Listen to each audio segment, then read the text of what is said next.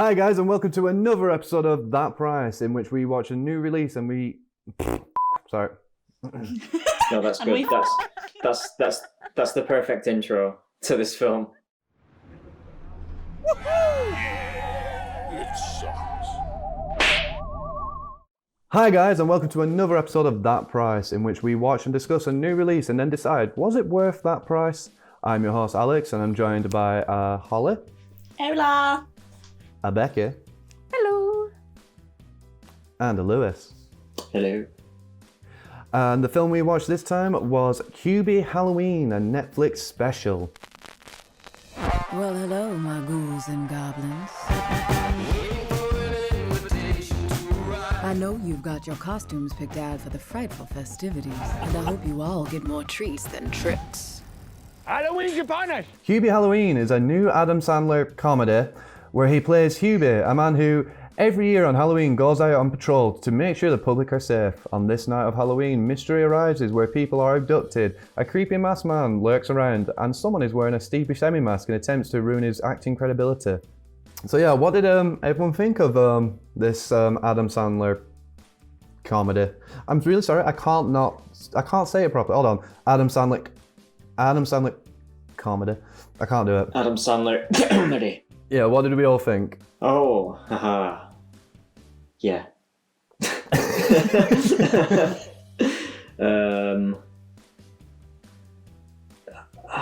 don't know where to start. Really?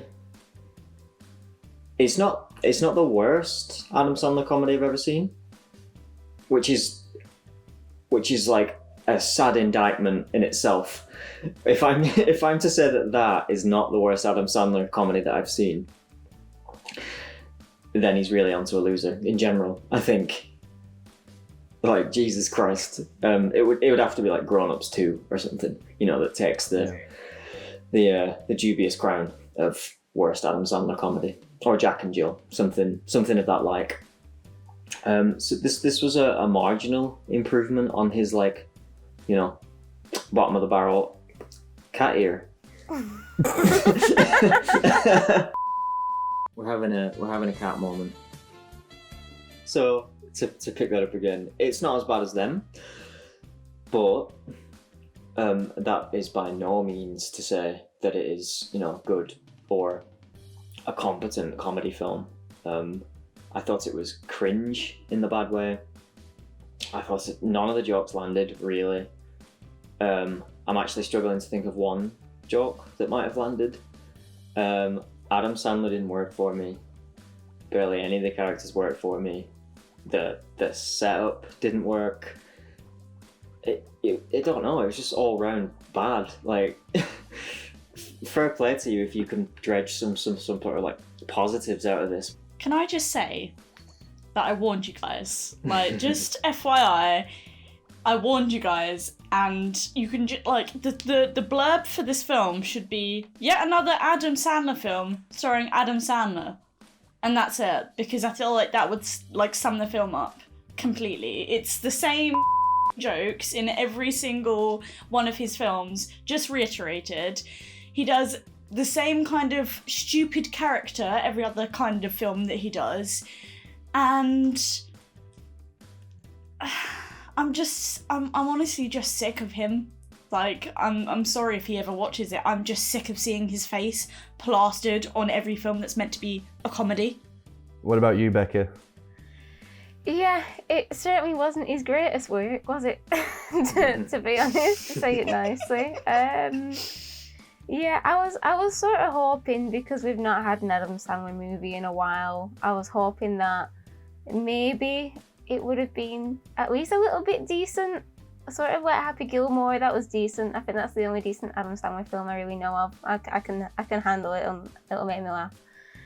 But yeah, this from the get-go was terrible, wasn't it, really? And I'm sorry, but the thing that actually pissed me off the most of this is Adam Sandler's character. Like, I couldn't tell what he was saying. I had to turn subtitles on 20 minutes in. I was like, what the hell is he saying? So I sent a photograph to Alex to show him where I was in the film, just to sort of ascertain, how long was left and whatnot, Alex noticed I had the subtitles on. And I think he mentioned that, he asked me, like, are you struggling to understand him? But I think my reply was, no, he's just pissing me off that much with his stupid voice that I've had to turn the volume down and put subtitles on. Like, this is how much trouble I was having with this film. I turned the volume down and read it instead. Well, I'm glad we've kind of brought up this element of the character, because something I wasn't entirely too sure about is, so Adam Sandler's tropes in these comedies is he basically just plays a guy with a voice, and I can't tell, was he playing Adam Sandler with a voice, or was Hubie meant to be mentally challenged in some way? Like, I couldn't tell you which is the answer. It just doesn't work anymore. It feels so like wrong. I don't know.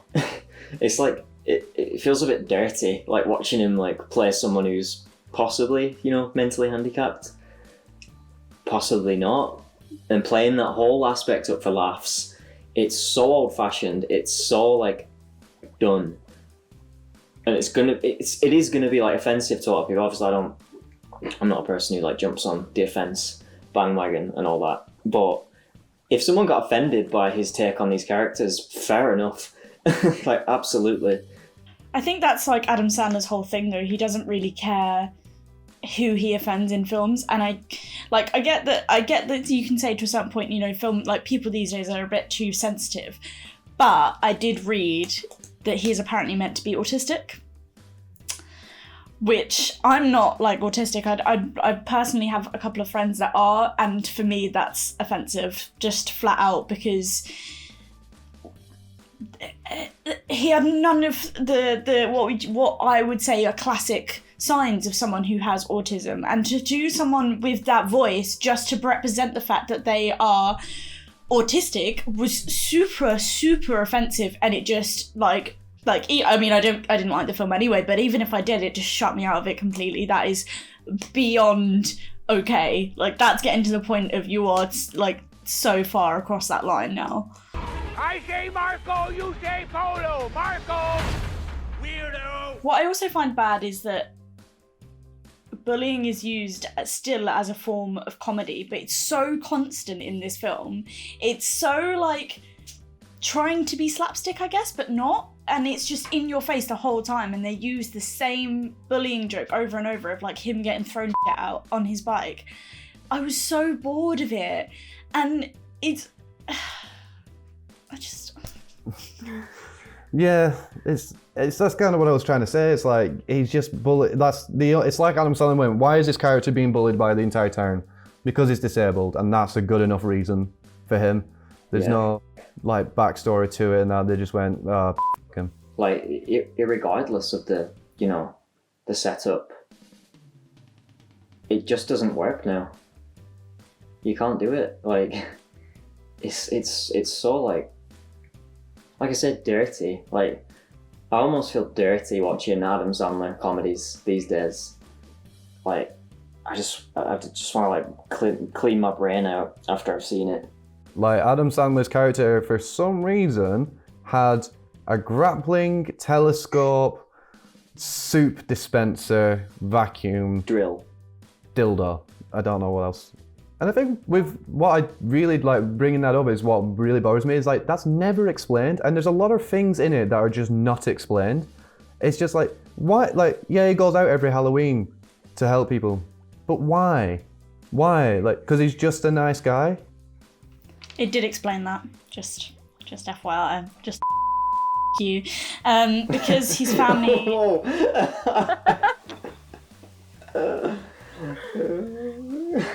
because his family were, like, Jewish, he said he couldn't celebrate proper holidays, so Halloween was the only one he could properly celebrate, and he wanted to follow after his father, who was extra safety guy, so that's why he did it. That's right, yeah. Well, you can tell who was actually paying attention to this film then, can't you? You're wrong, basically, Alex, you're just wrong. Yeah, sorry, I missed that bit then. Actually, this film's a masterpiece. What the f*** talking about? Can explain everything. I think it's a bit of a shame that he's gone down that route with like a disability again, like, because he's played in a serious film as someone with autism, as someone with post-traumatic stress disorder before, and he nailed it. He did really good. So I don't know why he sort of carries on insisting to do these really cheesy 90s comedies over and over again, when in all honesty, if he wanted to, he could be a good actor in a serious film. And I was hoping, I knew this was going to be a comedy going into this, but I was sort of hoping that at least with his character there would have been a little bit of seriousness to it, and yeah, there just wasn't at all, to be honest.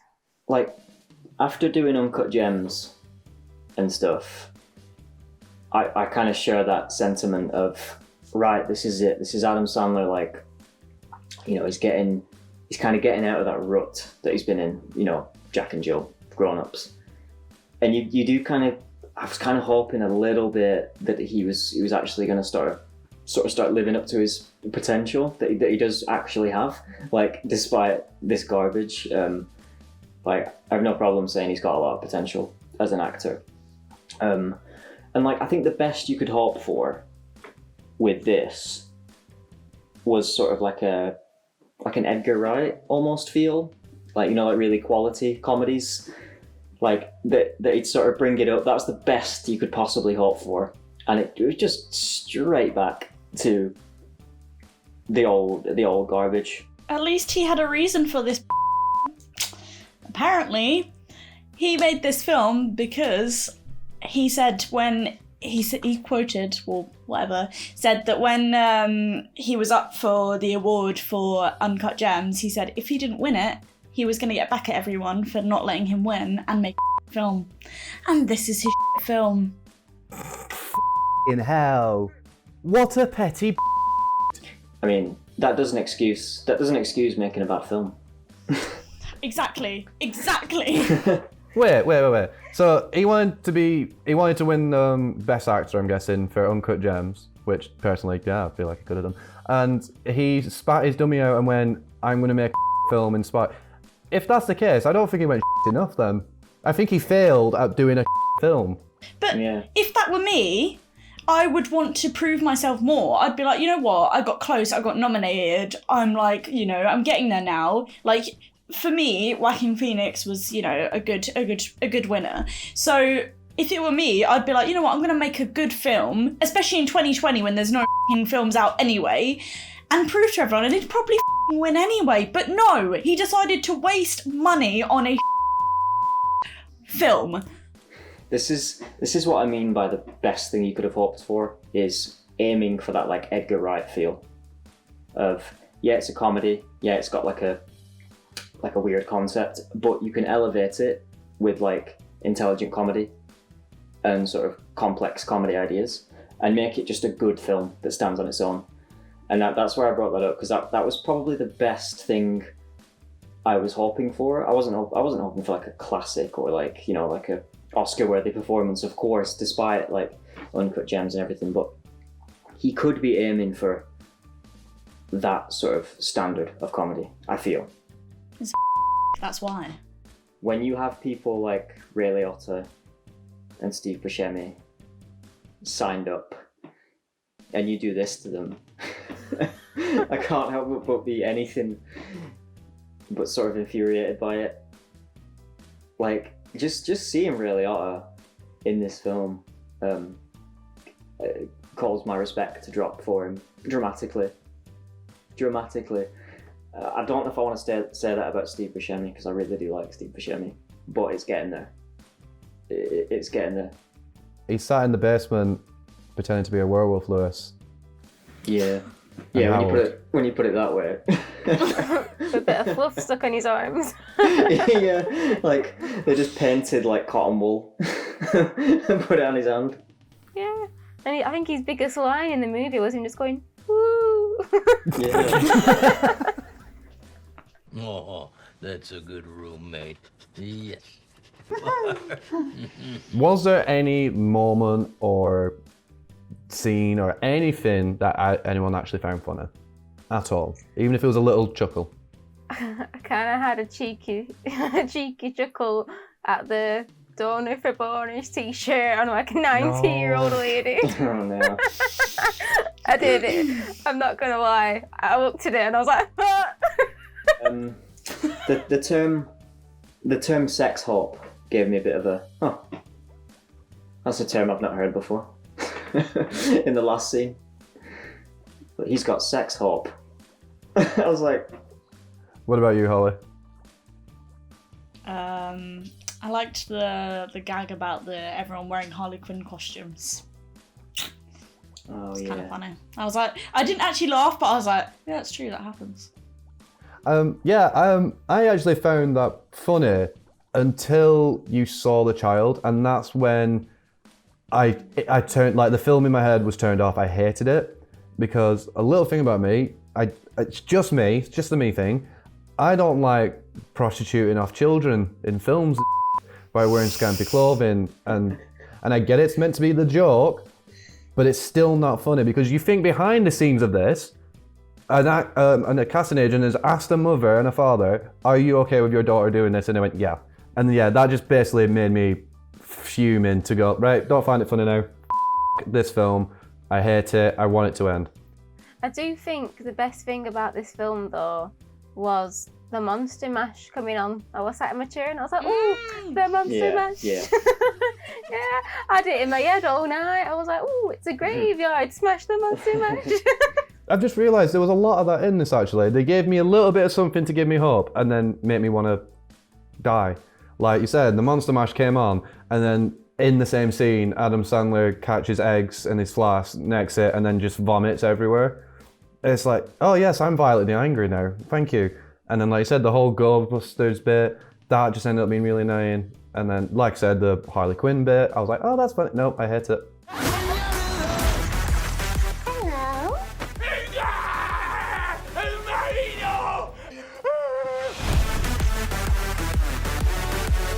Taking all that into consideration, would you guys say that was worth that price? Now, before you answer, when we say, is it worth that price, you have to take into consideration your time, your effort, your soul being affected by this. And yeah, basically we're saying, do we recommend? I'm going to just start off by saying, no. Yeah, no, I would not say it's worth that price. I felt completely robbed in every aspect. 2 hours of my life I'll never get back. Yeah, I wouldn't recommend it. Go and watch one of these classic films. Don't bother watching this. Go and watch Happy Gilmore. At least you have a laugh. Yeah.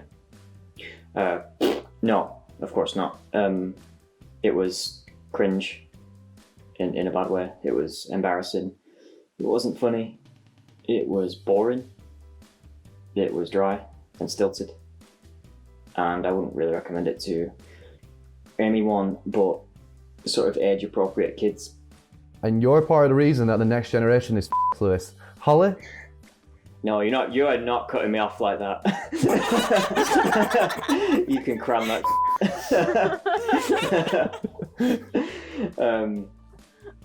Fine. I retract it. I recommend it to no one.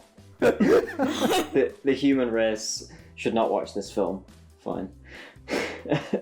I'm also gonna say that Becky's wrong in saying watching a different Adam Sandler film. How about watch an actual comedy? Try Edgar Wright, Billy Wilder, any of the ones that actually know how to do a comedy. That would be a recommendation. And never ever even watch a trailer for this film and save your soul. Right, so that was our review of Hubie Halloween. We hope you enjoyed. If you agree or disagree with our opinions on it, leave a comment down below. We'd love to hear from you. We'd like to hear your insanity in defending this film, because someone will. Like, share and subscribe please, and follow us on Letterboxd. We tend to use that more than any other form of social media. Thank you all for watching, and we'll see you next time. Bye. No one's going to disagree with us.